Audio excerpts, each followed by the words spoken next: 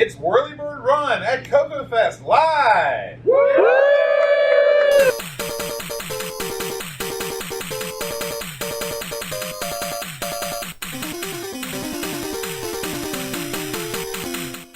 Hi everybody, welcome to the CoCo Show. I'm John. And I'm Aaron. And today, Aaron, we're talking about Whirlybird Run. Yeah. You know, Aaron, whirly kind of sounds like swirly. It does. You ever get the old swirly when you were a kid? Well, I mean, clearly it'd be a difficult task now. You have to be the inverted swirly. But Yeah. somehow get How would you do that? How would you dip the beer? Well, it'd be had to be pretty limber, I would guess. Yeah. Have a really big toilet involved. I guess there's a lot of downsides for being you, but one is that you're extremely unlikely to be inverse swirly. No, you're right there. But no, I never got one of those back in the day. Do they have that in Canada, Curtis? Is the swirly a thing, or was that only in the United States? Where I grew up, we didn't have it too much, but I don't even No, the recall about toilet it. froze over. They couldn't get the kids' head You can't remember we go outside, we pee, it just freezes and falls out. Yeah. We should mention, by the way, Curtis Boyle, everybody. Yeah. Before we get into the game, Aaron. Yeah.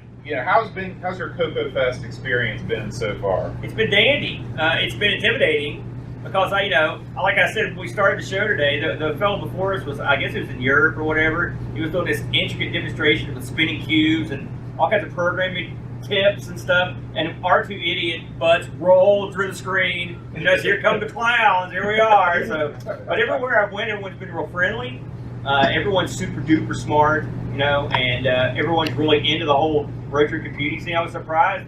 It's not just CoCo, but it's like a lot of across the board. A lot of people are sitting everything. I've seen ZX81s in there and all sorts of crazy contraptions. Yeah, it's great to see all that sort of thing. I've really had a real good time. What did you think so far? Yeah, I mean, this has been, like you said, I wasn't expecting the breadth of CoCo people. Like, I was expecting very narrow focused. We only like CoCo, and that's all we do, and everybody else can shove it. But I mean, you think that's what you expected? That's what I was expecting here. Great little man, aren't you? I am. But I mean, I love seeing all the other all the collections. I love talking to people. We're lucky because we've got a table, so people just walk by, and I just grab them and I make them talk to them. Yeah, great. They're good. And so, and we hear about all these people's collections and how they got started with CoCo. All these people that have been to like every CoCo Fest since like '86. Yeah, it's insane. It's neat. I missed a few. Yeah, I'll tell you something else I enjoy because we're the games. We like games. It's game stuff. I've seen a lot of people have cool games set up. The fellow right beside us has the two CoCos that are networked together, so you can play a dogfighting game, a P-51, which is neat. So it's cool to see some game action here too, along with the super high tech stuff that we're too stupid to understand. Yeah, which is a lot of it. That's all of it, really. Yeah. Now, Curtis, you've been to quite a few CoCo Fests in your time. Where does this one rank so far? This is the best one I've been to since probably 2001. Wow, that's pretty good. What's made it so good so far? A lot of new faces. I mean, one thing, if you're in a retro community, you have to be able to bring new people in. Otherwise, as soon as we get old, the community's done, as Frank said, there is. And the fact we're getting a lot of new blood coming in, and a lot of new people who've never had CoCo. Some people are coming back for the first time in 30 years, like the wide gamut of it. And then the variety, like there's hardware people, there's software people, there's gaming people, like that's another thing. And the attendance, like Grant, I think you said we've already met last year's entire attendance. We're still expecting people tomorrow that aren't here today. So this is a record attendance one for a decade or so.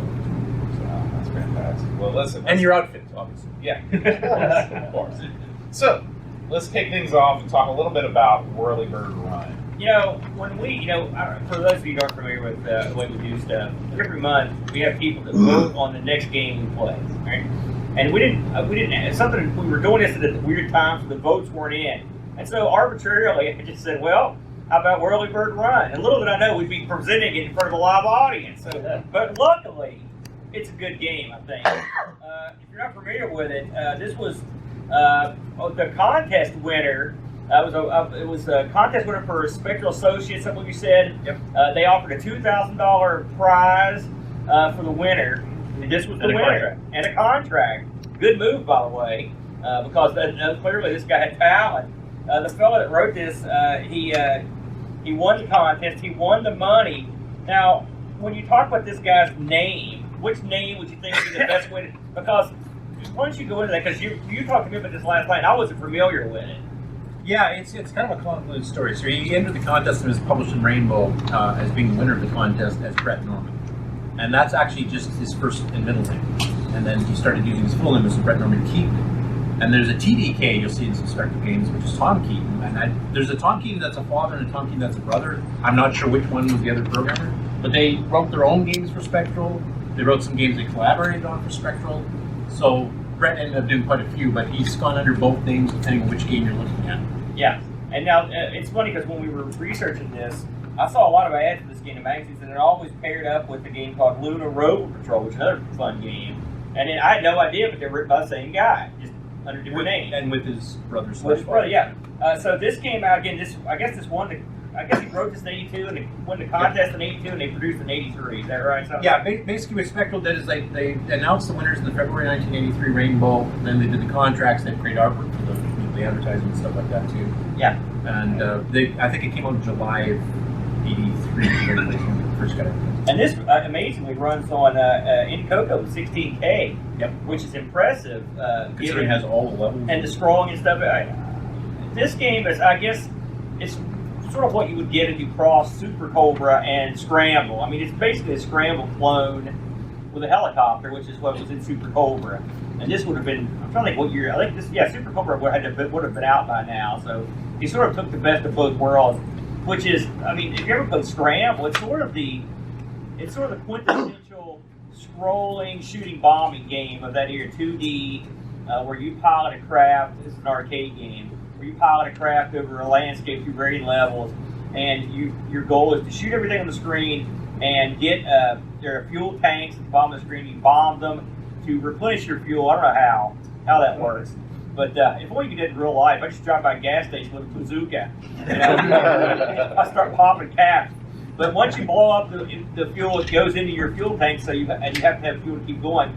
The neat thing about this game, I used to own a Super Cobra, but Scramble, the arcade board was real unique because it was probably the most hacked arcade board on Earth. They hacked it to do everything and put in ROMs and bootlegs, and you can look back to a catalog of games that they made to run on everything from like fake Donkey Kongs to fake Space Invaders, the fake Galaxy, and everything on that board.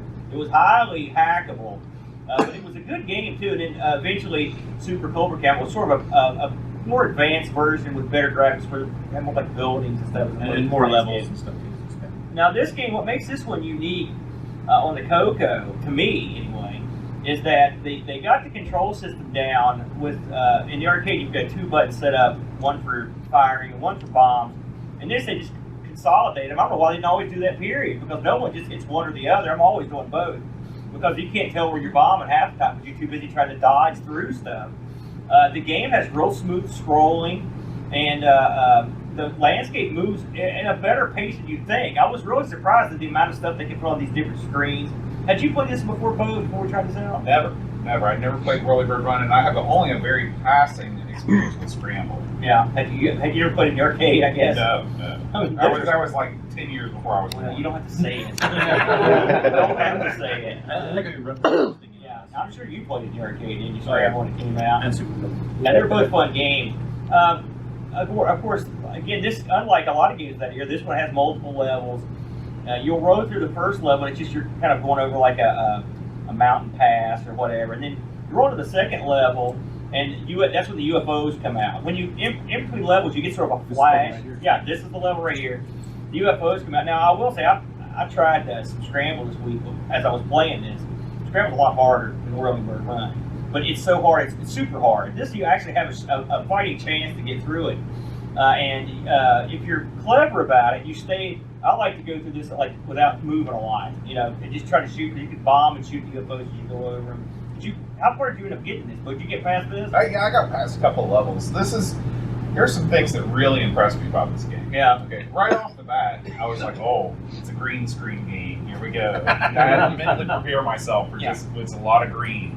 But once the game got going, I was like, "Man, this is a technically impressive game," and I didn't realize that it would run on 62K. Yeah, that's doubly impressive because first of all, you've got your helicopter looks fine, but the blade rotating animation I thought was pretty convincing. I'm not exactly sure how many frames that is, but it gives you the illusion that you've got that spin. Plus, you've got the tail rotor spinning too, so they didn't have to do that. Second of all, you have tons of different enemies in this game, and they're all different sizes and they're all different shapes. It's not like a Space Invaders thing where it's just like kind of a palette swap, or they adjust a couple things. Like, you've got a wide variety of enemies. They all have different attack patterns, and they're all different shapes and colors. Okay. Number 3 is the speed of the scroll. I don't know that I've played a shooter on the CoCo, or really any game on the CoCo, that scrolled this quickly, that put this many items on the screen, and there is absolutely no slowdown at all. Yeah, it runs real well, and especially at like this level, which is this is the 3rd level here, where you're taking on meteorites. I always thought as a kid it looked like sort of like arrowheads when you were fighting, but there's like fireballs or something like that. These can't be destroyed. You have to go through them. These first couple levels, let's say the first 3 levels, are not that tough. Then you get to the brutal 4th level, the 4th level, the level of death. And this is the level where you've got to guide your little helicopter, you're underground, which is never a good idea. I don't know if has that ever happened in real life?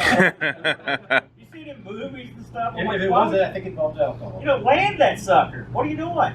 But when you go into this thing, what you do is you have to navigate your copter through, and the openings are diabolically small. And so as you go through them, they'll be clogged with stuff. There'll be missiles or fuel tankers or whatever. You have to shoot those to get through. The first couple not so bad, but then he starts the ones where you have to play the scroll game, which means you have to move your copter as far forward as you can to the screen as the screen scrolls, and then you sort of got to let your copter go with the scroll as you navigate yourself through these tiny cracks in these caves. It's brutally difficult. It's almost always where you lose all your men. And I was just telling Curtis, because when I was a kid, I could get through this level, which is the 4th level. And then there's a 5th level with an end. But it's even worse. But there is an end to this. But I could get there. But I tried like gangbusters. And when these levels, when you get to the end of them, they flash. And last night, I got to the point in the 4th level where I got to the point where it started flashing. And then I died of my last man. It's brutal. It's a brutal game. But it's fun. It keeps you coming back. But it's almost like we play a lot of ZX games, and they love pixel perfect jumps and stuff like that. And this is sort of like an area where you have to basically have a pixel perfect flight through these little crevices. Did you get past this part, Bo? No. Did you get to the part I did not get to the part where you dive into the cave. Oh. I'm not what you call skilled in these type of games. I don't have the lightning quick reflexes. And he's the younger one. I don't understand. Well, listen, youth is overrated. I'll tell you that right now. One thing I wanted to mention, you talked about this, the green screen game. I did notice that there were several different versions of this floating around. And there's one that I've got that lets you pick between the color sets. Artifact. It's really good. Actually, the one or two of the color sets are real fine. They look great. Much better than this. I'm assuming was this color tape for like they were going to purchase the dragon? Is that what was going on? The one you saw that lets you pick the color set is the dragon. That is the dragon version. No, the original CoCo version purposely did this. So the first 3 levels are basically you're somewhat outside. I mean, technically this is kind of a rock thing, but you're kind of in open air. Yeah. So they kept the bright colors for this. When you get to the 4th and 5th levels, it switches to the black artifact color because now you're inside the cave. I see. So they did that on purpose. So the cave levels, both 4 and 5, are black background to make it look like you're inside the cave. And the first 3 are kind of like daylight colors. Yeah, weather effects. Yeah, because green slime is obviously weather. That's rough weather out there. That's after the apocalypse. So overall, I thought this was a fun one, Boat. I actually, it's not easy to come by reviews on some of this stuff, but I always like to look up what other people say. And there's a guy out there, I'd love to meet this guy sometime. He runs a webpage called The Ice People. Mark Sabatini. I just got in contact with him again. He was living in Greece for 10 years. There you go. Then he had to take care of his mother who passed away. But he's starting to get back into the CoCo. But he's thinking about starting the webpage back up again. And I'm going to try to get him on interviewing. You're mutant, Curtis. I want to go ahead and say that. Last night I was talking to Curtis about this contest the kid won, right? And Curtis was like, oh yeah, Rainbow 1983. August 82.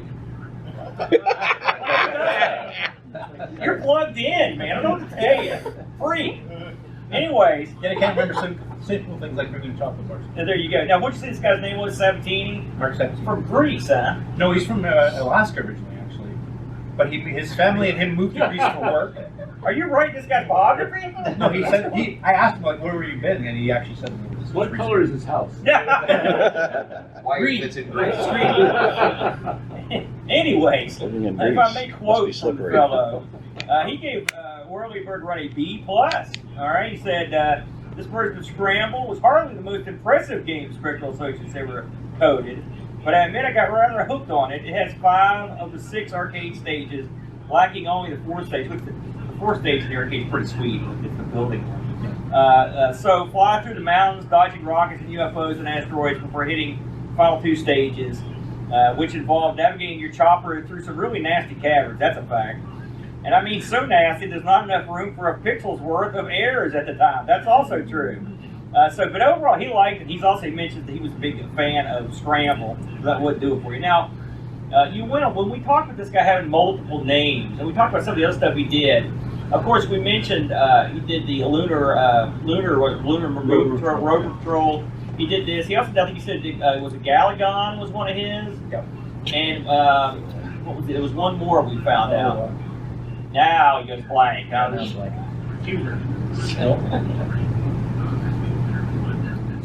Keaton, the brother/father, he did Galax Attack. Galax Attack was that was Red Dead. I don't remember which one it is. The guy's got skill, for sure. So it's definitely one to check out.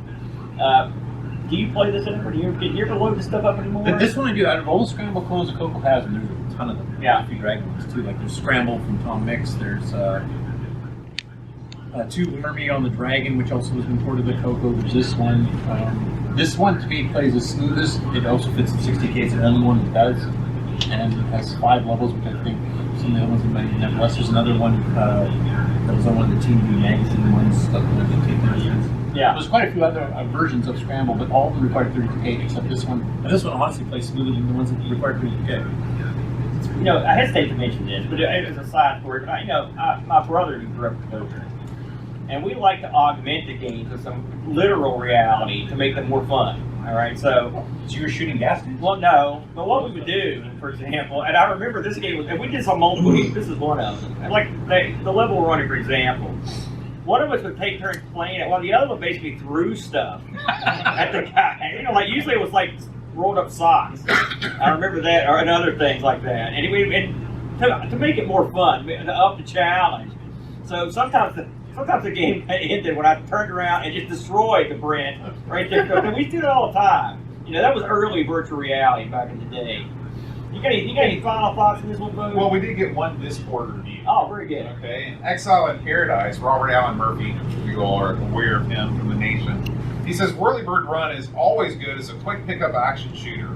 I don't know what sorcery is at work to refill your fuel, bonding the fuel pods, but at least it works. Some stretches of this game are smooth and easy flying, but others are maddening pixel-perfect gauntlets, and that's part of what makes this a good bit of a challenge to keep you trying to fly a little further. And the gravity bombs are their own bit of a challenge to see if you can knock rockets out of the air using the bombs rather than guns. Great visuals, serviceable audio, and great gameplay make this a keeper to fill up the rainy days. Yeah, absolutely. I think it's a fun one. Yeah, it's a good one. Now, Aaron, before we close out the CoCo Show, we got to talk a little bit about one of the guys that makes the CoCo Show happen every month, and that is Frank at RedForRewind.ca. I've heard him. Listen, guys, it's real talk. Oh man, it's getting weird now. Okay, you got a CoCo. You're messing around with disk drives and cartridges and stuff. You're not going anywhere with that stuff. What you need is a CoCo SDC. Okay, you get rid of all your physical media. You back up your disk with your grease weasel. Don't get rid of your physical. And what you do is you head over to RedForRewind.ca. You pick up a CoCo SDC. You fill it full of all of your favorite software, games, applications, Operating system. There you go. And away you go. You don't need anything else. Now, if you've got a CoCo that's kind of iffy, if it works sometimes it doesn't, maybe something has gone wrong. Most likely you are not the right person to fix your CoCo. Oh, certainly. Okay. Sure. Okay. What you need to do is you need to send your CoCo to a place where they have top of the line, professional level tools and technicians to make sure that your CoCo will continue on long after you're gone. And looking around this room, that's probably going to be pretty soon. So, RetroRewind.ca for all your CoCo needs. I'm not really a fan. You know, we do not endorse the outfits either. we were going to do this. We might as well go ahead and do it anyway if we want to. Anybody want to come up and speak on this game? Anybody have any hilarious childhood stories, secret tips? Anybody ever fly a real chopper underground? Anybody want to? Yeah, I especially want to hear those stories. Well, Hey, Ken, you've never played Whirlybird Run? I played it. I just Doesn't have anything to say about it. no. I remember liking it. I just yeah. Is this one you played as a kid or the one you got? No, this one we played on the Game of Challenge about a year and a half ago. Okay. well, So that was a long time ago for me.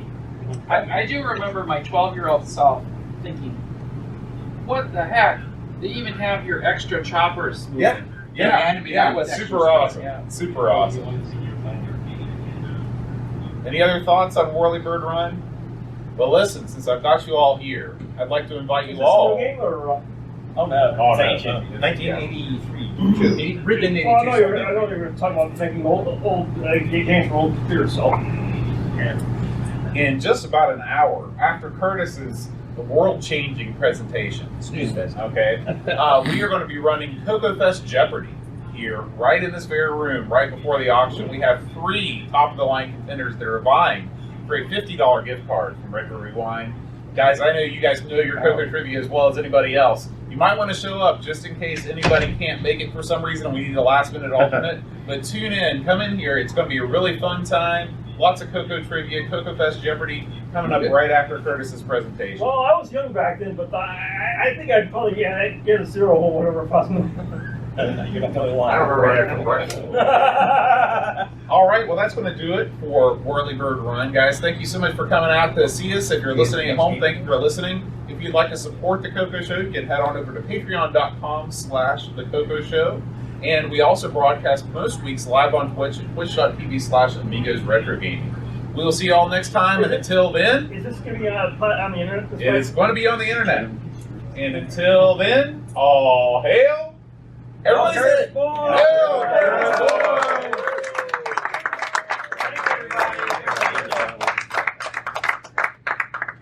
All right. Let's not smart people back in. Now we start break dancing. Hit it.